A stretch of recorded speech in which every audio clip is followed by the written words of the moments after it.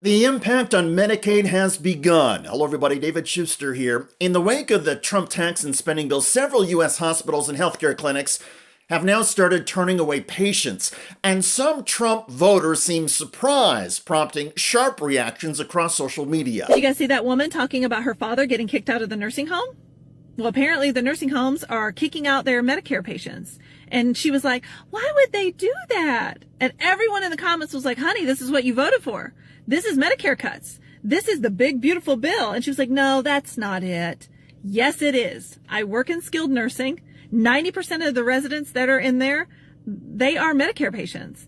These buildings stay open because of Medicare. They will close down. They will not care for your aging parents and grandparents for free. They will send them home to you. You will have to quit your job and stay home and take care of them. That means you're going to have to be the caregiver for your father, your husband, your kids. You're going to have to quit your job. You're going to do all this on half the income for your household. By all accounts, the pressure on family caregivers is intensifying.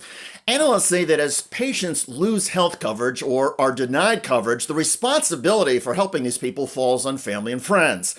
And for them, that can mean being forced to give up or scale back other work or employment. The economic ripple effect, state by state, is projected to be significant. Tony Ann Richard is the CEO of a group of community health centers in Missouri. This particular bill would hit Missouri to the tune of 27%. Additional people would lose Medicaid coverage. And we went through a redetermination process like many others a year and a half ago, and we had several people that were already kicked off of the system because we could not find them. Re-enrollment processes were challenging and difficult. And so another 27% loss on that adds to our uninsured bottom line. And she points out that as the number of uninsured grows, there will be an increase in people needing food assistance, help with transportation costs, and money or resources for childcare. The list goes on because this isn't just about medical care. It's also about everyone's social well-being. A lot of Trump voters are beginning to see the changes in their own lives, and social media is now filled with MAGA voters expressing regret and sorrow. This man, who identifies as a farmer, posted this video on TikTok with the caption, "I finally woke up." All right, guys, I got something weighing heavy on my heart. I really got to get it out there. I realized I was wrong. I've been on the wrong side of history. I've been supporting the wrong party all along. And I talked with some people over the last few months, and I've decided I'm going to go ahead and become a Democrat because they're the party of truth, liberty, and freedom. They stand for the American people. They stand for what's best for this nation. And I don't know how I can apologize for being so far on the wrong side of history. But I truly regret anything I did to hurt your feelings. And I expect the admonishment. I'll take it. Hopefully you can help me heal through it and grow as a human to be more accepting and more loving of my newfound party allegiance. Hopefully you won't be too hard on me.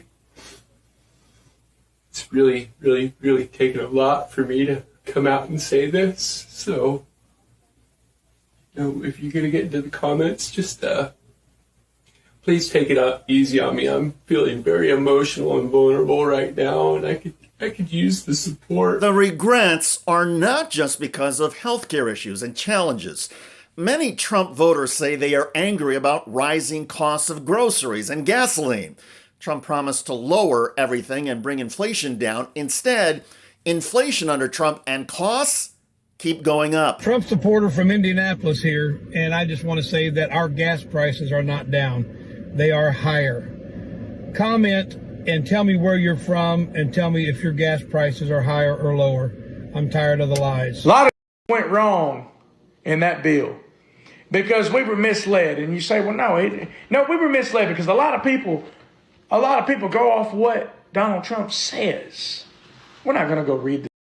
We're going to go off what he says. He needs to be more transparent with us whenever he talks about major life-changing topics like no taxes on overtime, no taxes on tips, no taxes on Social Security for the elderly people. Instead, there were stipulations on all of it. The transparency was a zero. The bill is a zero. Still got to hope it's only been 7 months, but... Expletives everywhere, and these are Trump MAGA voters in Trump MAGA states. But the disappointments and the frustrations are building. There is a great temptation among Democrats to take satisfaction at the MAGA misery and suggest that these Trump supporters are getting what they deserve, that the chickens are coming home to roost, or that MAGA is in the find-out stage after effing around. However you want to put it, I hear you. However, as human beings, I think we would all be better served to show some compassion and understanding to Trump voters as we welcome them to the resistance and to the Trump opposition. A lot of people have stressful, challenging lives that don't give them much time to closely monitor politics or seek reality or facts or examine the issues of our day. So these people follow their gut based on what they see and hear from a political leader. And nobody is better at misleading people and doing it with a certain charm and charisma than Donald Trump. He is the ultimate snake oil salesman. There is a reason that Trump has been able to con so many people through the years. Many of us have long said on this channel and others that Donald Trump makes everything worse. Casinos, online universities, airlines, decency, democracy, disaster responses, global alliances, international aid, foreign trade, government efficiency, the Rose Garden, you name it, Donald Trump literally ruins or cheapens everything he touches. And now, in the wake of his tax and spending bill and economic chaos, inflation is getting worse and millions of Americans are having to spend more money out of pocket for health care if they get care at all. Under Trump, life is increasingly difficult for everybody but the rich. So this trend of MAGA faithful waking up and realizing what they've done is going to continue. Persevering through the rest of Donald Trump's term is not going to be easy.